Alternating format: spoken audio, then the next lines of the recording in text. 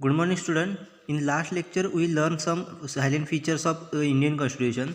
So, in today's lecture, we learn some another silent feature of Indian Constitution. So, we start with one by one. Next is parliamentary government. The Constitution of India provide for a parliamentary form of government on the British model. In the parliamentary form of government, the head of the state is nominal, whereas the prime minister, who is the leader of the majority in the parliament, is the real executive. In India, president only the nominal head of our country and the real and actual power of the government are exercised by the prime minister.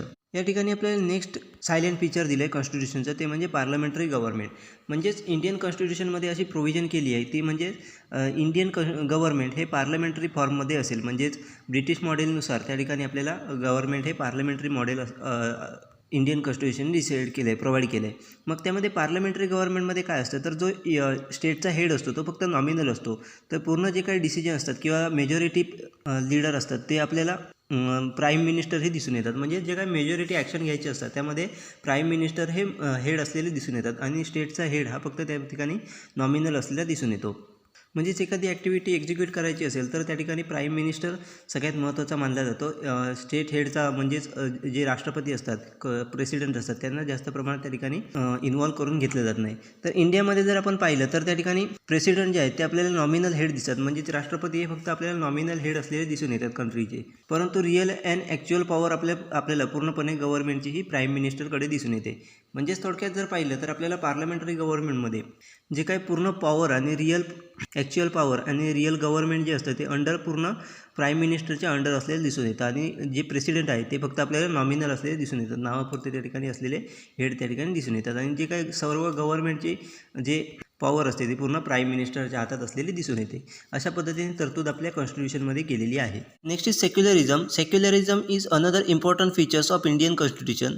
The word has been included in the preamble by the 22nd Amendment in 1976. India does not recognize any religion as the state or official religion and treats all religions equally. The people of India are given the liberty of thoughts, expression, beliefs and worships, and there is no discrimination on the ground of religion, caste और community. या ठिकाणी आपल्याला next दिले ते म्हणजे secularism. Secularism म्हणजे धर्मनिरपेक्षता. या ठिकाणी इंडियन कॉन्स्टिट्यूशनमध्ये धर्मनिरपेक्ष सेक्युलरिझम हे सगळ्यात महत्त्वाचं इम्पॉर्टंट फीचर मानलं जातं.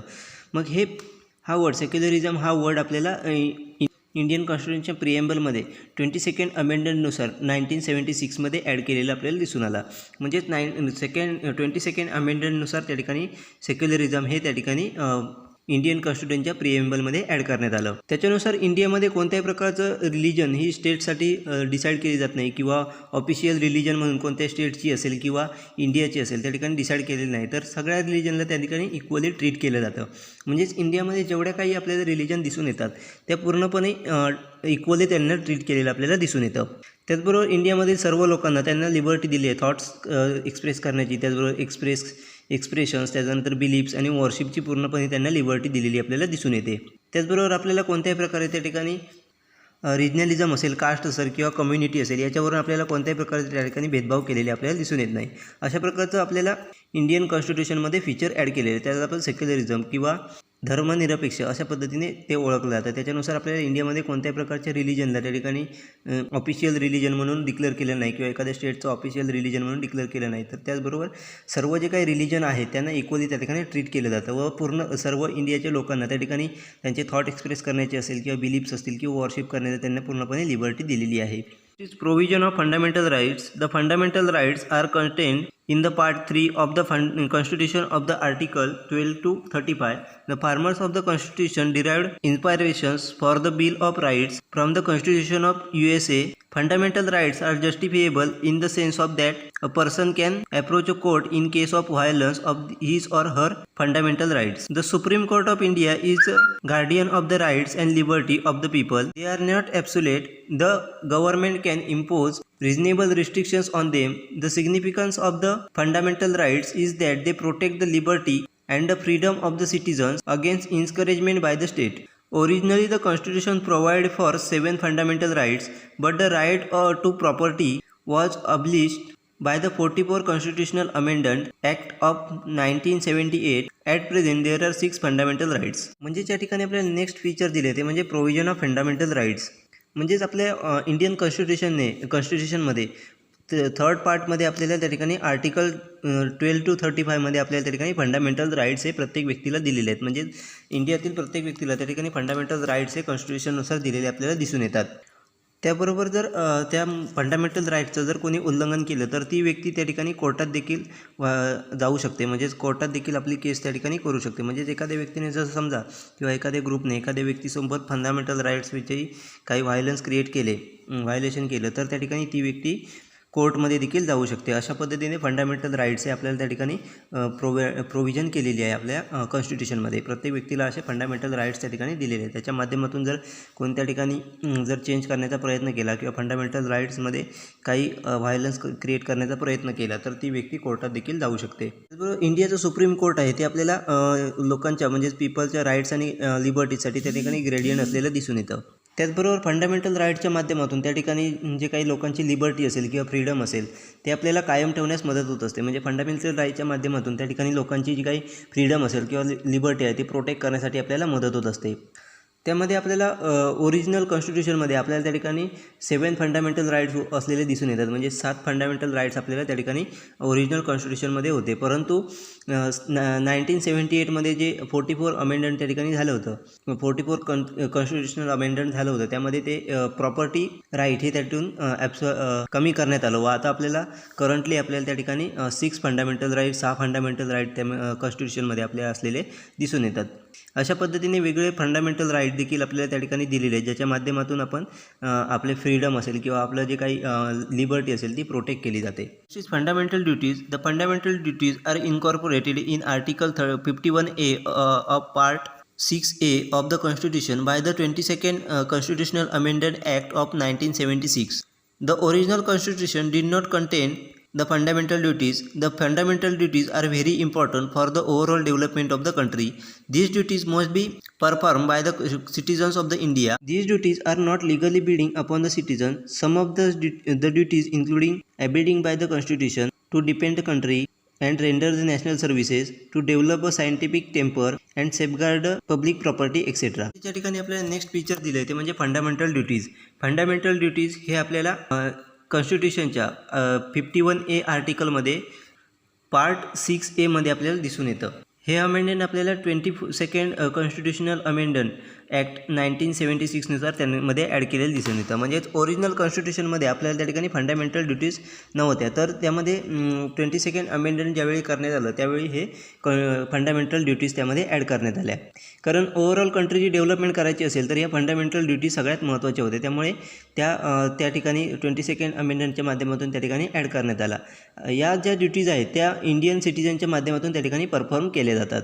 त्याचबरोबर या ज्या काही ड्युटी त्या ठिकाणी ॲड करण्यात आल्या होत्या त्या प्रत्येक सिटिझनसाठी त्या ठिकाणी लिगली बंधनकारक नव्हते. म्हणजेच त्यांचं पालन करणे हे लिगली बंधनकारक नव्हतं परंतु इंडियन पीपलच्या माध्यमातून त्या पूर्णपणे पाळल्या जात होते. म्हणजे त्यांचं पालन हे केलं जात होतं. त्यामध्ये घटनेचं पालन करणे, देशाचे रक्षण करणे, राष्ट्रसेवा करणे, त्याचबरोबर सार्वजनिक मालमत्तेचं रक्षण करणे अशा प्रकारच्या वेगवेगळ्या ड्युटीज त्यामध्ये ॲड करण्यात आल्या होत्या. परंतु या ड्युटीचं पालन करणे हे कायदेशीररित्या बंधनकारक नव्हतं परंतु प्रत्येक सिटिझन त्या ठिकाणी आपल्याला त्याचं पालन करताना आपल्याला दिसून येतात. अशा प्रकारच्या वेगळ्या फंडामेंटल ड्युटीज त्यामध्ये आपल्याला इंडियन कॉन्स्टिट्यूशनमध्ये ॲड केलेल्या आपल्याला दिसून येतात. Next is directive principles of the state policy. Another distinctive features of the Indian Constitution is the directive principle of the state policy describes in Part 4 of our Constitution from Article 36 to 51.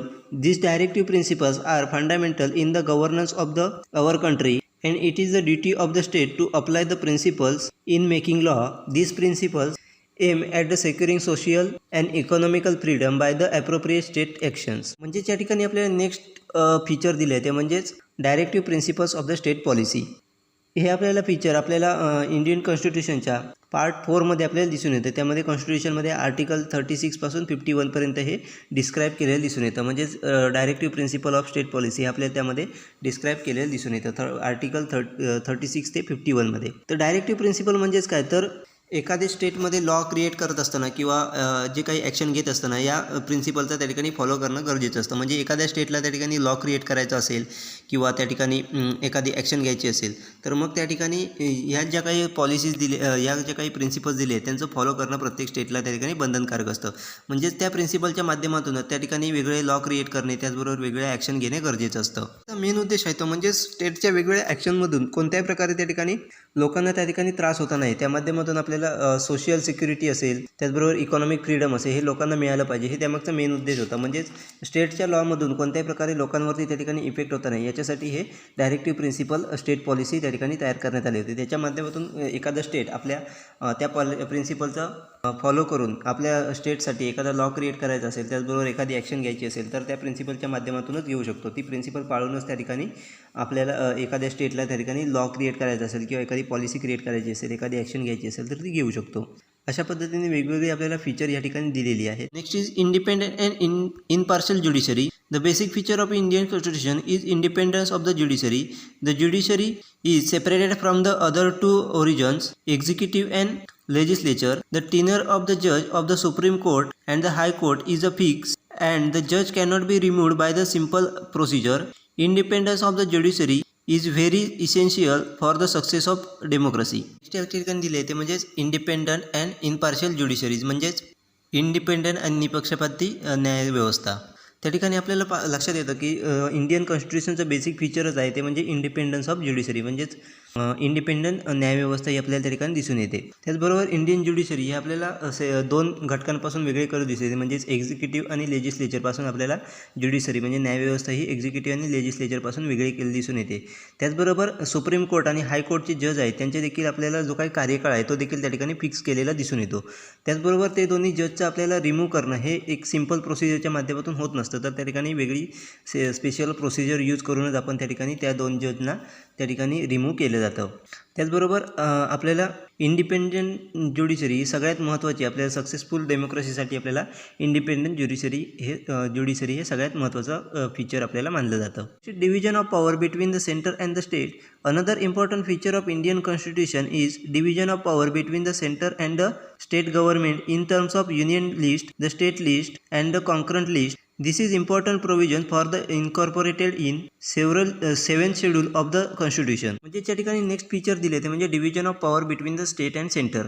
म्हणजे त्या ठिकाणी सगळ्यात महत्त्वाचं important feature मानलं जातं की Indian कॉन्स्टिट्यूशनमध्ये त्या ठिकाणी पॉवरचं डिव्हिजन आपल्याला केलेलं दिसून येतं. म्हणजे सेंट्रल गव्हर्नमेंट आणि स्टेट गव्हर्नमेंट याच्यामध्ये आपल्याला पॉवरचं डिव्हिजन केलेलं दिसून येतं.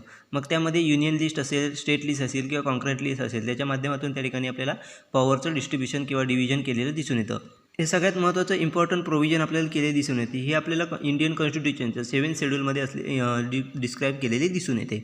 Universal adult franchisee. The universal adult franchisee is introduced by the Constitution and thus all adult citizens above the age of 80 years, irrespective of their religions, caste, race, color and sex, are initial to participate in the election process. ज्या ठिकाणी आपल्याला next feature दिले ते म्हणजे universal adult franchise. म्हणजेच त्या ठिकाणी above 80 इयरची जी व्यक्ती असेल किंवा जी व्यक्ती असेल त्याला मतदान करण्याचा अधिकार दिलेला आहे. त्याचबरोबर त्या ठिकाणी त्याला स्वतःची मतं मांडण्याचा अधिकार दिलेला आहे. त्या ठिकाणी आपल्याला जो व्यक्ती 18 वर्ष पूर्ण केलेली असेल त्याला त्या ठिकाणी कॉन्स्टिट्यूशनने आपल्या त्या ठिकाणी युनिव्हर्सल अडल्ट फ्रँचायझी इंट्रोड्यूस केली आहे. त्याच्या माध्यमातून 18 वर्षाच्या वरील व्यक्ती ही त्या ठिकाणी मतदान करू शकते. त्याचबरोबर आपले जे काही मतं असतील ती समाजासमोर मांडू शकतात. अशा पद्धतीची प्रोव्हिजन आपल्याला त्या ठिकाणी इंडियन कॉन्स्टिट्यूशनमध्ये केली आहे. त्यामध्ये मग ती 18 वर्षाची व्यक्ती ही त्या ठिकाणी कोणत्याही रिलिजनची असो, कोणत्याही कास्टची असो, कोणताही कलर असो, कोणताही सेक्स असो, अशा पर्टिक्युलरवरून त्यामध्ये या गोष्टींवरून त्यामध्ये भेदभाव न करता त्याला इंडियन कॉन्स्टिट्यूशनने त्या ठिकाणी इलेक्शन प्रोसेसमध्ये पार्टिसिपेट होण्याचा अधिकार आपल्याला दिलेला आहे. Next is single citizenship. The promote the feeling of unity and the oneness among the people of the India. The former of the Indian Constitution provide for a single citizenship for its citizens. In the Federation Like United States of America, single citizenship is very important federal feature unlike India. म्हणजे त्या ठिकाणी next आपल्याला feature दिले ते म्हणजे single citizenship. म्हणजेच त्या ठिकाणी इंडियन कॉन्स्टिट्यूशनने इंडियन व्यक्तींमध्ये त्या ठिकाणी प्रत्येकाला सिंगल सिटिझनशिप आपल्याला दिले दिसून येते. म्हणजेच त्या ठिकाणी सिंगल व्यक्तीच्या फिलिंग प्रमोट करण्यासाठी, त्याचबरोबर वननेस क्रिएट करण्यासाठी इंडियामध्ये त्या ठिकाणी इंडियन कॉन्स्टिट्यूशनने त्या ठिकाणी आपल्याला सिंगल सिटिझनशिप आपल्याला प्रत्येक सिटिझनला त्या ठिकाणी दिलेली दिसून येते. जर आपण पाहिलं तर युनायटेड स्टेट अमेरिका असेल तर त्या ठिकाणी देखील आपल्याला अशा फेडरेशन कंट्रीमध्ये देखील आपल्याला त्या ठिकाणी सिंगल सिटिझनशिप हे सगळ्यात इम्पॉर्टंट फेडरल फीचर असलेलं दिसून येतं. त्यामुळेच इंडियाने देखील आपल्याला त्या ठिकाणी प्रत्येक सिटिझनला त्या ठिकाणी सिंगल सिटिझनशिप दिलेली आपल्याला दिसून येते. Next is emergency power. Emergency power are introduce in Indian constitution so that whole nations can meet with any emergency situation the country may be faced with. The emergency power are vested in the hand of President of India. There are three kinds of emergency power. These are national emergency Article 352, emergency in the state Article 356 and financial emergency Article 360. म्हणजे त्या ठिकाणी आपल्याला next feature दिसते ते म्हणजेच emergency power. म्हणजेच आपल्या Indian कॉन्स्टिट्यूशनमध्ये त्या ठिकाणी एमर्जन्सी पॉवर देखील त्या ठिकाणी इंट्रोड्यूस केलेले दिसून येतात. म्हणजे आपलं स्टेट जर त्या ठिकाणी किंवा आपली कंट्री एखादी इमर्जन्सी सिच्युएशन फेस करत असेल मग त्याच्यावरती देखील आपल्याला त्या इंडियन कॉन्स्टिट्यूशनमध्ये इंट्रोड्यूस केलेले दिसून येतात. मग त्यामध्ये आपल्याला त्याची जी काही पॉवर आहे ती पूर्णपणे म्हणजेच एमर्जन्सी पॉवर जी आहे ती पूर्णपणे आपल्याला त्या ठिकाणी इंडियन प्रेसिडेंटकडे दिलेली दिसून येते. मग त्यामध्ये आपल्याला 3 सिच्युएशन दिलेले आहेत. म्हणजेच इमर्जन्सी पॉवरचे आपल्याला 3 काइंड दिलेले आहेत. त्यामध्ये पहिली आहे ती म्हणजे नॅशनल इमर्जन्सी, ते आर्टिकल 352मध्ये त्या ठिकाणी इंट्रोड्यूस केलेली आहे. त्याच्यानंतर नेक्स्ट आहे ती म्हणजे इमर्जन्सी इन स्टेट आर्टिकल 356मध्ये ते इंट्रोड्यूस केलेलं आहे. आणि थर्ड इमर्जन्सी आहे ते म्हणजे फिनान्शियल इमर्जन्सी, या आर्टिकल 60मध्ये आपल्याला इंट्रोड्यूस केलेले दिसून येतं. अशा प्रकारचे वेगवेगळे फीचर्स हे आपल्याला इंडियन कॉन्स्टिट्यूशनमध्ये ॲड केलेले दिसून येतात. त्याच्या माध्यमातून आपले इंडियन कॉन्स्टिट्यूशन ही सगळ्यात युनिक कॉन्स्टिट्यूशन म्हणून ओळखली जाते. त्याचबरोबर इतर कंट्रीच्या कॉन्स्टिट्यूशनपेक्षाही वेगळी मानली जाते. अशा प्रकारचे वेगवेगळे फीचरच्या माध्यमातून आपले इंडियन कॉन्स्टिट्यूशन ही तयार केलेली दिसून येते.